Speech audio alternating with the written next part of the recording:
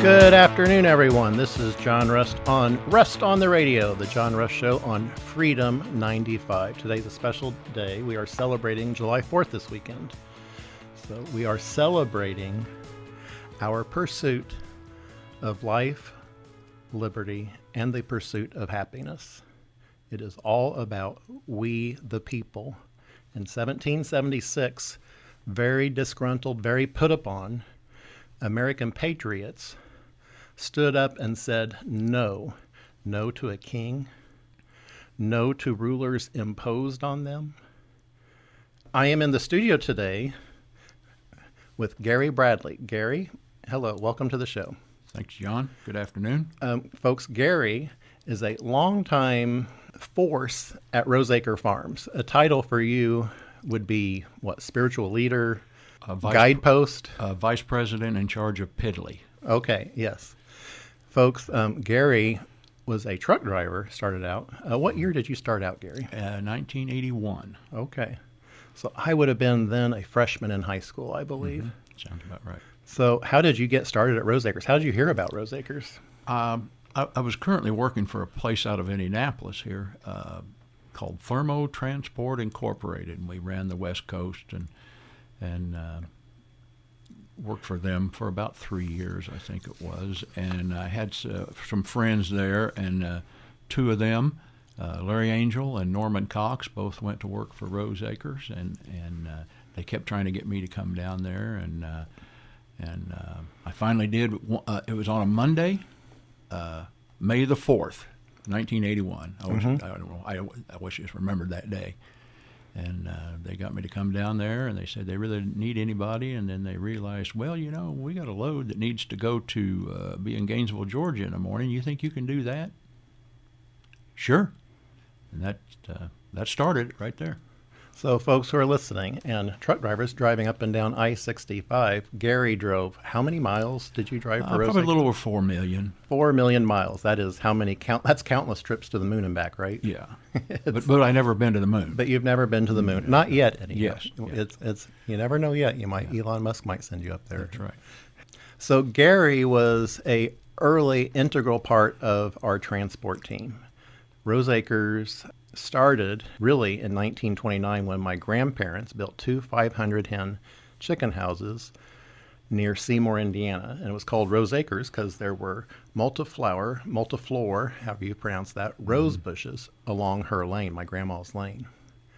And so the name was colloquially called Roseacres, and that transferred over to 6874 North Base Road in Seymour, where Roseacres was headquartered for the next, 60 years at least, where you knew where transport was located and the office was located. Yeah. And we delivered eggs all across this nation. When my dad started out, he was selling eggs out of the back of his pickup truck on the Indianapolis Farmers Market with, I think it was a 1942 Chevy pickup was his first thing. And it was one of the last ones built right before they stopped production during World War II. Yeah. But he sold eggs out of the back of that pickup truck where the Eli Lilly parking lot is today, downtown Indianapolis. And he was getting, in 1948, 50 cents a dozen for those eggs. If you adjust that for inflation today, that would be over $6.50 a dozen. So, folks, I want to dig into this a little bit. This is explaining the free enterprise system and free enterprise and capitalism, what it does to prices. My father pushed hard to produce eggs economically for people. It was ingrained in him. It was ingrained in my family. We worked so hard all these years to put everything back into our family's business. And that's how most successful farms are run. Because yes, you may have a profitable year this year, but you will give that profit away the next 3 years. That's just commodity pricing. Whether you are in, a pork producer for bacon, a corn producer, soybeans, you're going to have profitable years and you're going to have very unprofitable years where you will give all your profits back. But over time, it's not a return on investment that most people would find acceptable, but for us farmers, it's what we like doing. Today we're feeding over 20 million people a day. That's an incredible accomplishment. So when you were hauling these eggs, Gary, how many cases of eggs were on a trailer? At the time I started, there were 864 cases.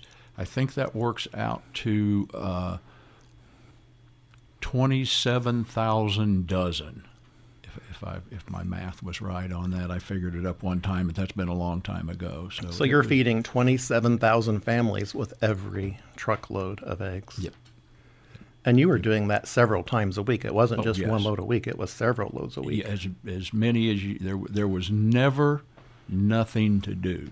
There was always another load waiting. We were always busy, and fortunately, the Lord blessed us, and we always had customers that were always wanting more and more eggs. So Roseacres kept growing. My father, he started out with those 2 500-hen chicken houses that my grandparents built, but in 1952 or 1953, I forget which year, he built the first chicken house at the new Roseacres. We call it the new Roseacres back then. And that farm, or that building, had only 2,000 chickens. But at the time, that was a very large chicken house. And I believe he had a name for that one. I think it was called Tennessee. And so I don't know if that building was still standing in 1981 when you started. Do you remember there was a building right next to the shop? Yes, I remember the buildings there because there were, was it Tennessee, Alabama? Right. So we named all these different states, and I was there before. When I was in high school, I went down there, and those buildings were there then. When I came back in '81, those buildings were gone. Yeah. Okay. So he named the buildings for states we mostly sold eggs into. So interestingly, we've always sold a lot of eggs. How many eggs have you delivered down to Goodlettsville and to? I mean, just Rivers. Yeah. No count. Just. So Dad started with that 2,000 hen chicken house, and then he quickly added further chicken houses at that original new Roseacres. And I think by 1958, I believe he had over 100,000 chickens that Mom and Dad took care of at the original Roseacres. And then they started, in 1959, they began construction on P1, which we call it P1. It's Pentagon number 1. It's called Pentagon because from the air it kind of looks like a pentagon. It's actually a septagon because there's 7 chicken houses. We always call it a pentagon. Interestingly, we had 2 of those farms. Airline pilots back in the day used P1 and P2, these 2 farms, as landmarks when they were flying between Louisville and Indianapolis. And we heard one time where a pilot was lost. They got out of communication. Their radio wasn't working. They had no idea where they were, but they saw the odd chicken houses and knew exactly where they were, and so they were able to find their way home. So when you were delivering these eggs, Gary, was there any particular truck stops or stops that you really liked doing? There were different ones. One of my favorite, after 2000s, in the early 2000s, I hauled a lot of tankers full of eggs, or liquid egg naturally, to Champaign, Illinois, and I kind of took care of them. If they needed a load, they would call me. We would have a load ready, and I'd just move it back and forth. So I stopped a lot at Pittsboro, Indiana, off at 74. There was a little truck stop there called the Blue and White Truck Stop, and there were maybe a half a dozen of those around central Indiana. They've all gone by the wayside now, and the big corporate truck stops have all pushed them out of the way. But I actually stopped at I don't remember what day it was, but the last day at the Pittsboro truck stop, ate there the last day. I like that one real well. What'd you have for dinner? They have a thing, it was like a meat and 3 is what you call it. You get your meat and 3 sides. Okay. And I would get, the thing I really liked best there was whatever the meat was, I didn't care if it was a pork chop or a meatloaf, whatever. But they had breaded tomatoes. And a lot of people don't like breaded tomatoes, but I do. And I would get whatever the meat, some kind of potato, and 2 orders of breaded tomatoes. So that's I love fried green tomatoes. Fried green tomatoes are good as well. So we bought a chicken farm in Georgia near Atlanta, and we started going down there. And I'm a northern boy, I guess you would call it, a Yankee. Yep. But down in Georgia, there's this restaurant called the Blue Willow Inn Oh, yeah. in Social Circle, Georgia. A spectacular old plantation. It unfortunately closed during COVID, Gary. I don't know if you knew that or I not. didn't know that. But it is hopefully being reopened. So hopefully it will come back. But they have the best fried green tomatoes. They're just delicious. Yeah, So folks, if you're ever down in Georgia, off of I-20, there is in Social Circle. It is worth getting off and driving downtown anyhow, because it is one of the few towns that were not burned during the Civil War. Yep. On the march to the sea, if there was any kind of political familiarity with the North or Sherman would bypass them. Yes. And Social Circle was one. Okay. And So it's safe to it's eat. an old house. Actually, the restaurant is an old house, like an antebellum home. Right. It was turned in. It's great. Fantastic. Okay, folks, we will come right back. This is John Rust on The John Rust Show, interviewing Gary Bradley. This is a fascinating topic for me, and I think for everyone, because this shows you how you get your food on the table. This is what Indiana is all about. Folks, we'll be right back. This is John Rust on the Radio. Welcome back to Rust on the Radio. This is John Rust on The John Rust Show on Freedom 95, broadcasting on 950 AM and 95.9 FM for freedom-loving Hoosiers all across the state of Indiana. Here in the studio today is Gary Bradley, who drove over 4 million miles delivering mostly Hoosier-produced eggs, correct? Yes. You Yes. probably delivered some from Iowa as well. Yeah, from our I farms went there. a few of our other farms, but majority of them from Indiana. So, folks, my dad, he started in Seymour, Indiana, and he, built the original Rose Acres up to 100,000 chickens by 1958. Then he quickly added P1 and P2, which we talked about in the last segment. Each of those farms had 120,000 birds each. And then he built Look Acres, that I believe had 200,000 chickens. Then Egg Acres was 400,000. That was started in 1968 near Acme, Indiana, very near where I live.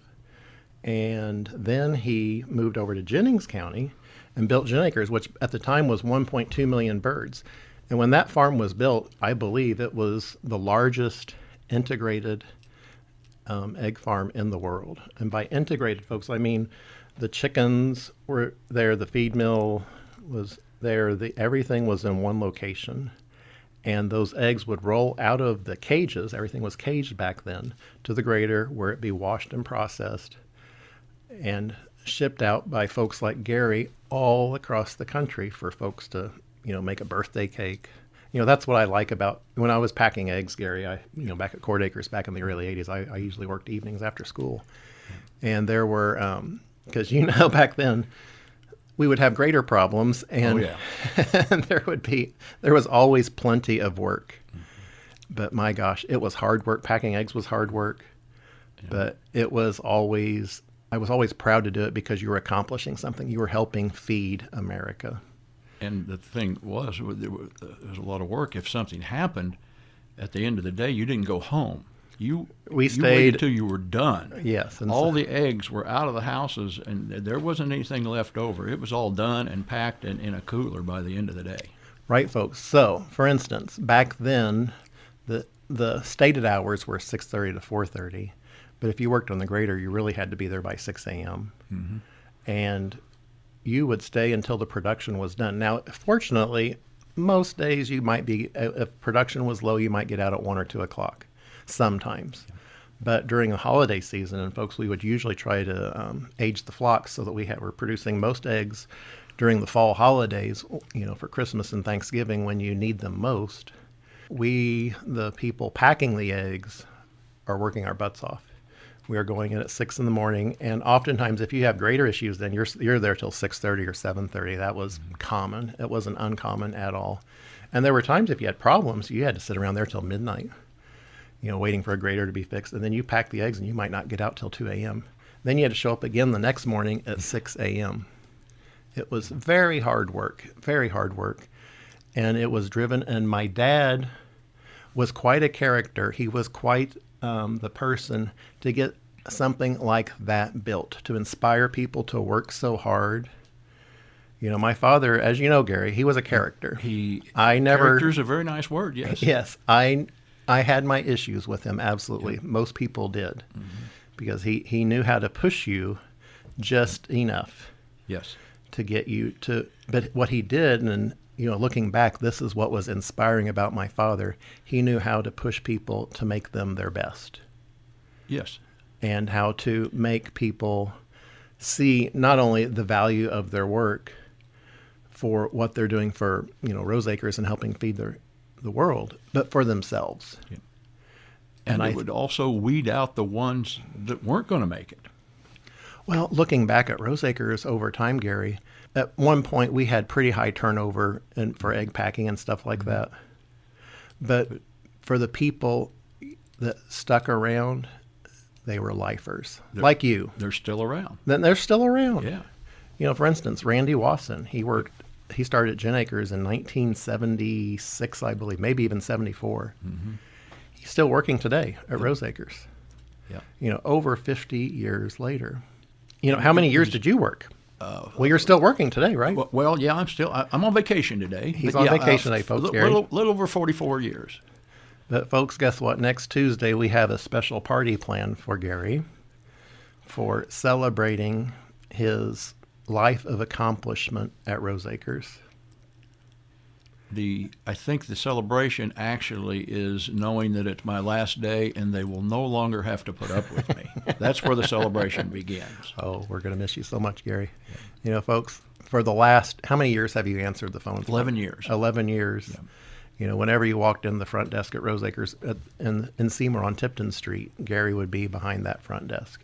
And you could ask him anything and he would know the answer. And that's a story, if I may, John. Go ahead. In 2014, I had some heart issues and had to have a heart transplant. I did. I had a heart transplant, and everything went well with the heart transplant. The heart's great. The heart worked good. However, during the surgery, I went blind. I had a couple of strokes. Right. One affected my right foot. Thought I was going to lose my toes. Didn't, but it affected my optic nerves, not my eyeballs themselves, but my optic nerves. I was totally blind. Couldn't see anything. I didn't know this for 9 days because I was in a coma. Mm-hmm. But when I woke up, I realized I couldn't see, and this went to that, and this went to that. Rose Acre Farms was good enough to allow me to come back. Well, you're part of the team. You're the reason we exist. You're the reason why we're here today. And that's if it wasn't for being a family and a Christian family-based operation, that would have never happened. I went to blind school for a little bit, and they said, have you thought about trying to find some work? And I said, well, I've got a job. I'm going to go back. And they said, well, don't count on that, because a lot of people say that, and then once that day comes, the company goes, well, we really can't use you now because you have to do this and you have to do that. Rose Acre was never a problem. I walked in there the one day and went right back to work. I got out of blind school on a Friday. Actually, when I got home, fell down the stairs going into the house, out of the garage, and instead of turning right into the kitchen, I walked straight ahead and down the stairs and into the basement, and broke a couple of ribs. So that was on a Friday. So I started back on a Monday morning with broken ribs, and but went right to work. They had a reader on my desk, and my computer worked, my phone worked. I was good to go. Well, life hit you with a bat, and you picked up that bat and you struck it out of the ballpark, Gary. Yeah, and everybody does that. You know, we all have our problems, but you just go on. You can't quit living. Well, and that's the inspiration you've had for so many people at Rose Acres. You know, folks, so he was a truck driver and drove 4 million miles, and he did that, and, you know, that was an awesome accomplishment, feeding, you know, how many millions of people are you personally responsible for making sure it got fed? That is awesome. And for the last 11 years, he's kind of been the nerve center for Rose Acres, because I believe the people that answer the phones at a front desk at any corporation anywhere or farm or wherever, they're really the ones that have their pulse on what's going on. And that's why we wanted Gary doing that job, because he understands, number one, the business from the ground up. He understands where our customers were. So, not only could he give directions to whoever, to give, to a warehouse or whatever, he knew them like the back of his hand. But the main reason, Gary, is your inspiration for all of us because of your Christian upbringing, attitude, and what you have brought to everyone at Rose Acres as a true friend and as a spiritual mentor for us all. You have been so inspiring, just to me personally. So, folks, I would have never ran for the U.S. Senate were it not for Gary. Oh, don't blame me. I'm blaming you 100%. Don't blame me for that. Gary was the one that said, if that's your calling, God has spoken to you and you need to follow that. Well, and I was, like you, tired of what we had to choose from. Or what we didn't have to choose from, I guess. Well, there's no choice. We're facing you don't have a choice. We're facing the Uniparty. Yeah. And we're going to get into that after the next break. But Gary, I just want to thank you, and the entire family wants to thank you. Mom loves you to death. She always loved hearing your voice. And, Gary was just out to our farm in Arizona and was with Mom. We had lunch together. It was a great time. So, folks, my dad was always building. So he had those 2 Pentagon farms, and I took you up to Gin Acres. When we come back, we're going to talk about Court Acres. But before we close, we're building farms in Arizona. We are completing right now a farm near Vicksburg, Arizona. And Gary was just out there. And I have a photograph of him next to our Rose Acre locomotive. So if you go on my Facebook, on John Rust on Facebook, you can find that picture with Gary and I and his wife Sarah right in front of that locomotive. It was a very special moment. And I am so glad you got to come out there. That's what I wanted to do. I think I could drive the train. I'm not sure if I could stop it or you could keep it on the tracks. But I can steer it. Yes. Okay. So, folks, when we come back, this is John Rust on The John Rust Show. Thank you so much for listening. Stay tuned. We'll be right back.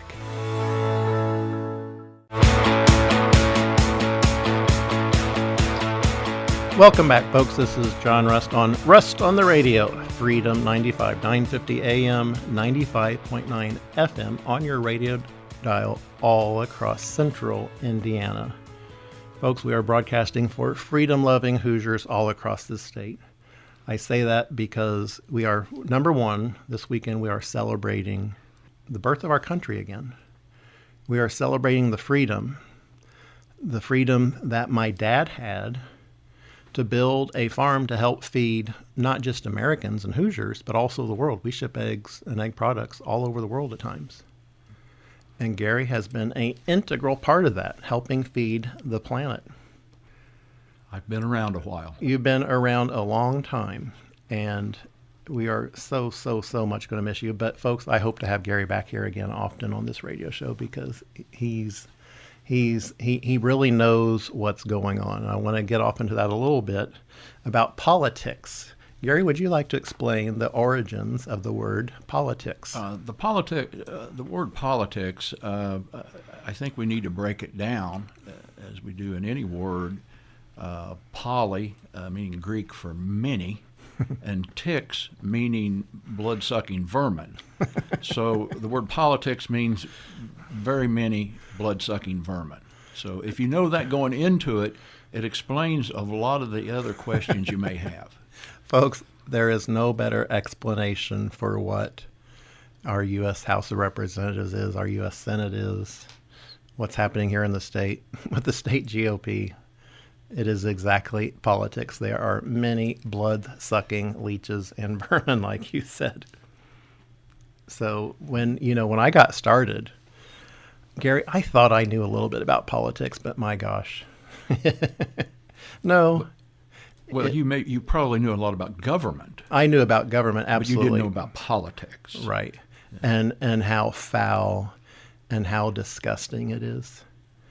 And how anyone if you have a soul, don't get involved in politics, because politics will rob or try to rob you of your soul. And that's been my challenge on this when I got into this, is to see how these goons who run, not just the Indiana State GOP, but, look at what's going on in Congress. Look what happened to me in the 9th District, with the chairman, Jamie Knoll, who embezzled and is in jail today for stealing from Hoosiers over $3 million. And he's the one that was the Indiana GOP chairman that was in charge of all the county chairmen, and the one that said, no, you can't run.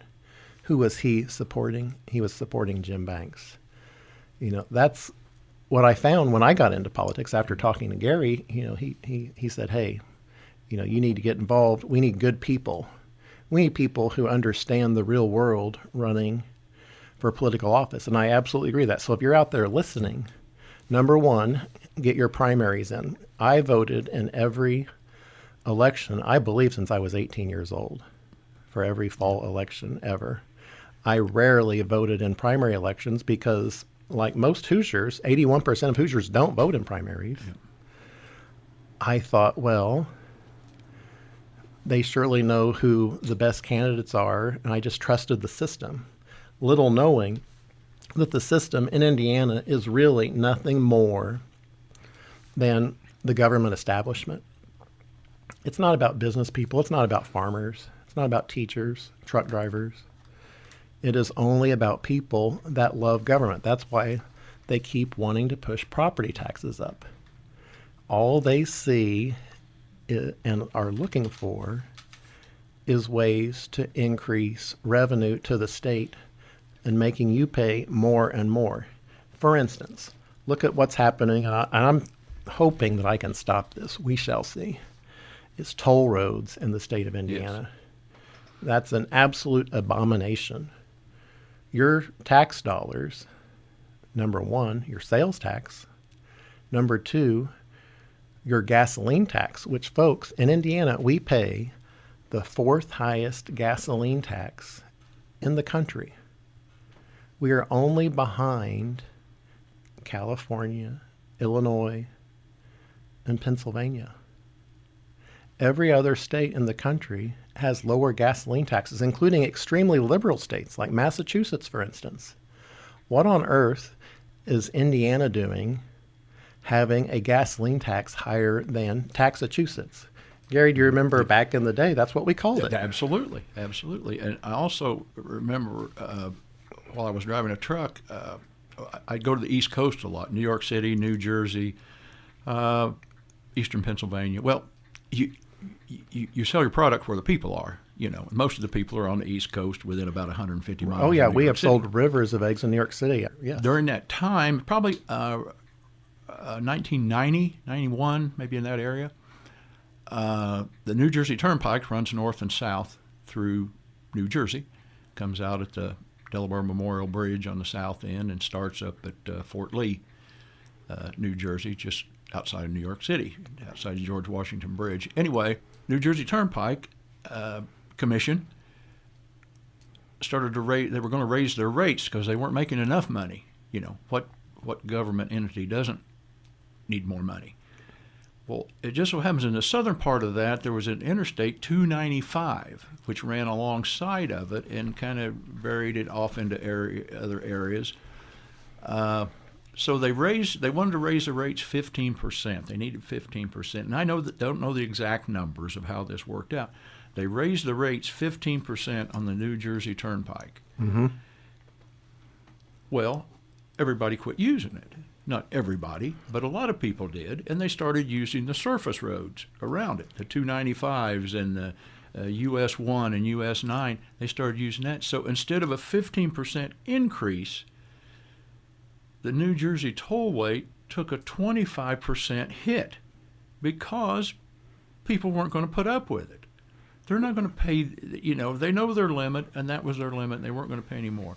People aren't going to use a toll road around 465. Well, no, absolutely. And I saw the figures. It was going to be like $20 to drive from Chicago to Louisville on I-65 or more. Yep. For a car, for a passenger car. For a truck, it'd be $60. Oh, yeah. per trip, one way. You know, if you're taking your grandma or your kids to go see grandma and you have to go on 465 and you got to pay a $10 toll each way, no, your tax dollars already paid for that. And what really peeves me on this is how the Indiana GOP is saying, well, we have to do tolls because tax revenue is down from gasoline taxes because electric cars are coming so prevalent or used, and that's baloney. Yeah, I'm that's using wrong. I'm using the polite term there, baloney. Yes. It's absolute baloney. Actually, receipts from the gasoline tax are up 20% in the last 5 years. Over 20%. They are swimming in tax revenue from the gasoline tax. Where is that going? Well, we know that 120 million of it went to Eli Lilly for one of their special roads, Yeah. That we'll never use. but we'll never use. But look at the condition of our roads. You know, downtown Indianapolis, I mean, those roads are wretched. It's like a third world country in places. Well, yeah, the surface. Well, and that's another thing they don't realize, or if they do, they don't care.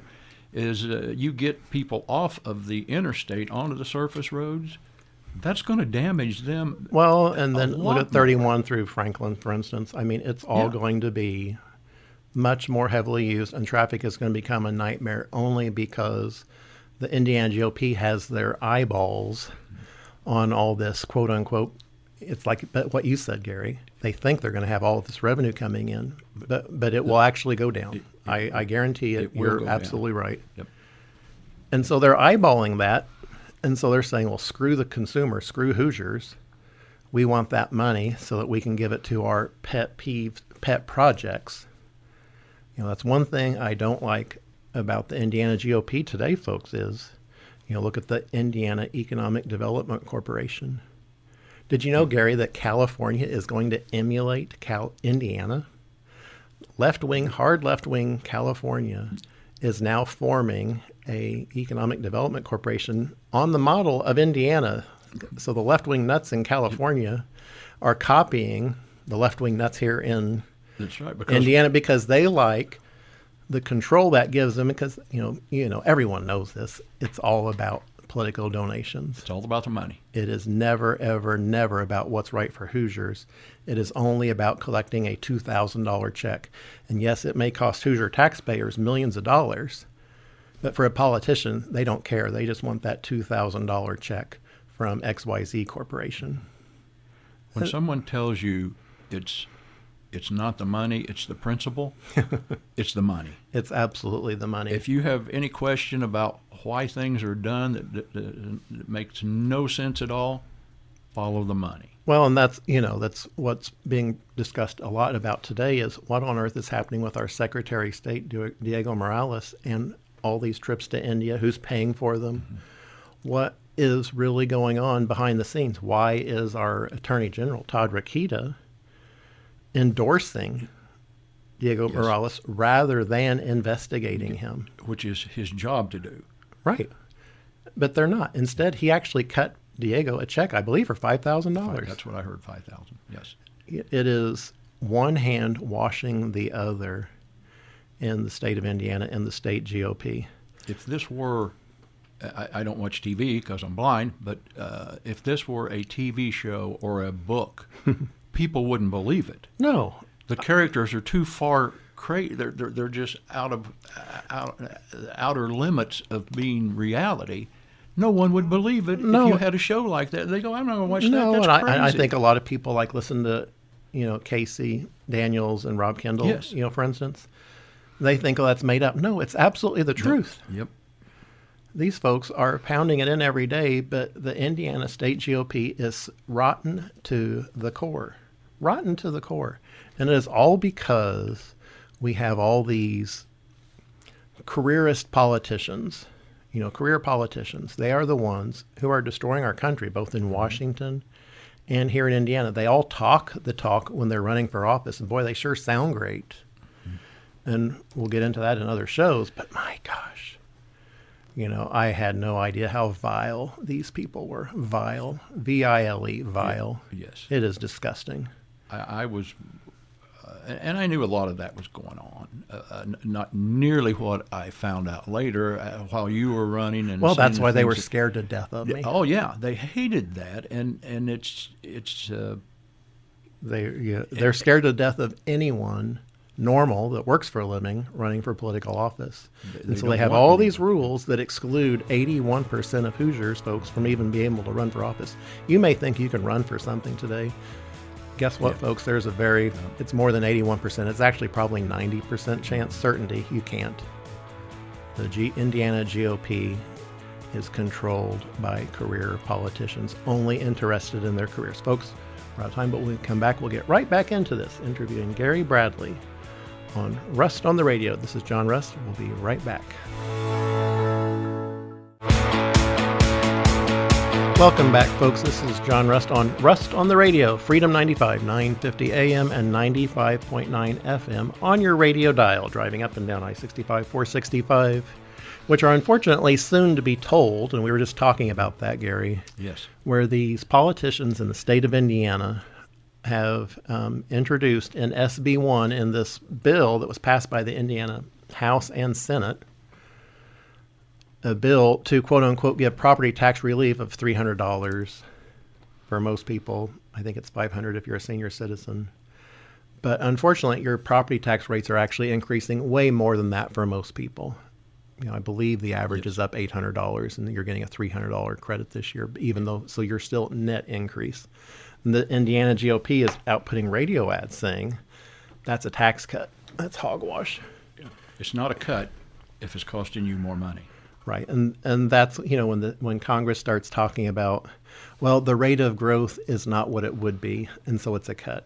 It's hogwash. In my opinion, I think there's an easy fix to the Indiana state budget and the federal budget, and that's just you go back to pre-COVID levels, pure and simple. Ironclad. Yes. Just cut it right there. And then you start cutting from that. Oh yeah. And with what inflation's doing, that will take care of everything. I'm on my way to retirement right now. Right. Well, you've worked your whole life, right? I got another week to go here. During my retirement, as is when I was working, if I couldn't afford something, I didn't buy it. Right. If I needed money for something else, I had to cut something else. I couldn't just say, well, I'm not going to pay this week because I deserve a little better break here. The government can do that whenever they want to. This is a story I remember. The first time I remember meeting John, we used to have meetings at Roseacre Farms on Saturday nights. At the Ponderosa or Pines restaurant in Yes. Seymour. And they'd buy your dinner and they'd go over the records of the week and or the month, Right.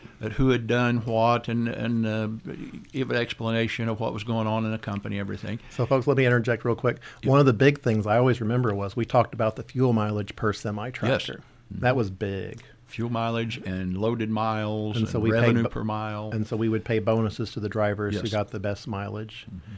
So they would watch their speed so you weren't driving around at 80 miles an hour delivering those eggs. You'd have to slow it down a little bit. Yeah, it did. And during the meeting, John's dad had us all write letters. And this sounds a little odd, but you would write a letter. You could write it to whoever you wanted to, but you'd write that letter to someone, and then you'd read it there. And what it did, it made you more aware, because a lot of them were sent to legislators or city officials, or they could be to family members. Right. But it did get you more involved in the process itself, and you paid more attention to where your tax. Well, that dollars was went. Dad's way of getting people prepared for life. And it worked. And it helped for everyone. So, folks, everyone that attended that meeting had to write a letter and read it aloud at that meeting. Yep. It was a big deal. And, a lot of people were And very it- shy and and it helped. scared. I was too. I was too. I was not a Yeah. good public speaker at all. I'm probably still am not. But But I Dad remember, pushed us early on to do that. And and it was everyone in the room, folks. It wasn't just a Oh, few yeah. select people. Everyone had to write a letter and read it aloud at that meeting, while we were having a nice steak at Ponderosa, which was wonderful. They had a great salad bar back They then. did. Yep. So go on. I'm sorry. But during the first time I think I met John was at one of those meetings. He was probably, what did we figure, you 14 maybe? Yeah, Something 14, like that. 15. And he got up and read his letter, and it is, if I remember right, it was to Congressman Lee Hamilton. Yep, long-term congressman from the Long-term 9th District in Indiana. And I remembered in the letter, I don't remember all of it, but now this is a teenage kid, and he writes this letter to Lee Hamilton and the word, the term I remember was, he said that taxes are the drug that politicians are addicted to. I'm sorry, it took me a long time to get that out. Right. But yeah, and I thought, that's pretty bright. And I remembered that all these years. And I think John had actually forgot about it, but I did. I did. I completely forgot about it. I wonder if Lee still has that letter somewhere. I need to call him up. And he's still around. He's still around, absolutely. He still writes a column occasionally. It shows up in the Tribune. But yes, taxes are the drug to which politicians are addicted. And that's, that I wrote that, my gosh, over 40 years ago, Gary. Well, it had to be, it was about 44 years ago. Right. Probably, yeah. And so this, and it continues to this day, and it's just worse, way worse than people think. Back then, the nation's debt was in the probably $2 trillion back in 82 or so. It was, yeah, it was well much, easily in the single digits. Yeah. Unfortunately, they're doing that every year now. So up until 1982, there may have been $2 trillion of debt, but it took over 200 years to reach that. Yeah. Now, our Republican Congress and Senate are passing laws every year that spend over $2 trillion in deficit spending every single year. So it's, taxes are the drug to which politicians are addicted. Absolutely. Yep. And and then right now it's fentanyl. They have these politicians. They are doing the spending like they are shooting up on fentanyl. These guys, Jim Banks, Todd Young, Aaron Houchin, shame on you for voting for all this massive spending. These folks, these are drug addicts in D.C. with needle tracks all up and down their arm from all of this massive deficit spending. You cannot be a conservative and spend money like that. You're not a conservative. You're a politician. You're a career politician. It boils my blood when they say, well, I'm a conservative, and they come back to the Lincoln Day dinners and they say, well, I'm against deficit spending, and then they go and vote for it. Like Aaron Houchin did. She voted for massive debt for Biden's spending. It wasn't for President Trump, for Biden, both in 2023 and in 2025, March of this year. That was still Biden spending priorities. That wasn't Trump's spending priorities. We have yet to pass a single Trump budget yet. Yeah. Oh, folks. And so this is why I do this show, Gary. I want to raise the curtain and shine the flashlight on Somebody needs to. Gary has a newsletter that is wonderful. It's called The Mustard Seed. Gary, do you want to talk about that a little bit before I get off on my... It started at our church, Walker Chapel in Columbus, Indiana. Sarah was having some issues at the time. I'll get through this briefly. And she had to have a little bit of surgery, and they... And Sarah and her sister and her mother have always been in gospel groups. And anyway, they had to put the tube down her throat, and it kind of affected her voice a little bit. And she still sings fine, but she didn't think she sung as well. So she thought she needed to do something else and go in a different direction. So our little church is just a little group of mostly old farmers and retired people. She started a little newsletter, and it was 2 pages. And I said, well, the name of it should be The Mustard Seed, because it's small, but it grows, and it does, just as in the Bible.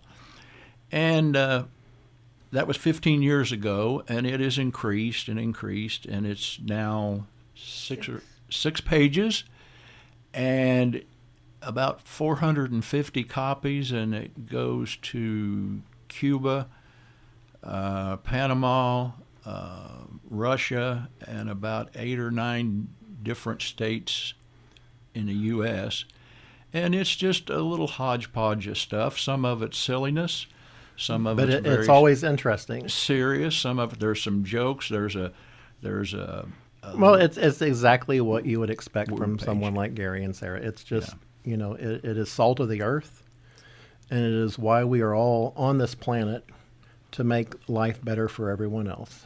And it's If good. you want to get a copy of that, please call 812-497-3441. Once again, that's 812-497-3441. Leave a message with your contact information, email, and I'll make sure you get a copy of that. Yep. We're glad to share it. So, folks, we are running out of time, but I want to close on this program with my father's favorite verse that Dad started back in the early 1980s, probably about the time you started delivering eggs, Gary. It was here it was on the carton when I started. Yes, and that was Psalm 118, verse 24. This is the day the Lord has made.